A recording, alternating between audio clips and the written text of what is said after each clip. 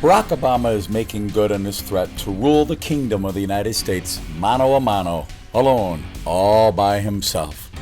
In his first in a series of unconstitutional dictatorial executive orders, he has just raised the minimum wage by a whopping 39% for federal contractors.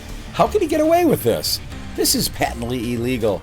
It's unconstitutional. With a stroke of a pen, he could raise pay rates by 39%? You know what that'll do to inflation? Where's all this money coming from to pay these huge salaries? Now, we're not talking about 2 or 3 jobs here. We're talking 2 million employees. And that's an additional $6 million per hour, or an extra $10 billion based on a 40-hour-a-week job per year. $10 billion more per year by a stroke of a pen. And that doesn't even include the hidden taxes and other charges and costs associated with running a business. Well, in his case, he's really never run a business. He's running a government, but he's running it into the ground. And we're letting him? Oh my goodness.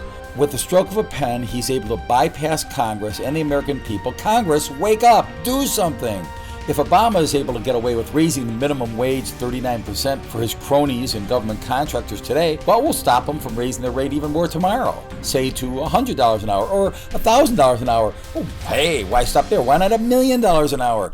You may laugh, but the United States government keeps printing money, and if the rate is going and handing out these raises without having more money coming in, this could trigger hyperinflation overnight. Look at Rhodesia, now Zimbabwe, used to be the most economically affluent nation in the entire African continent. But they started doing crazy stuff like this Obama stuff, and it wasn't long before a loaf of bread or a cup of coffee cost over $1 trillion, and then $1 quadrillion, and then they stopped the money altogether. They had to use other people's money.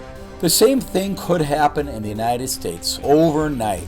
That is, unless the people wake up and realize that the United States dollar under the Obama administration isn't worth the paper it's written on. And then maybe it'll happen quicker than overnight.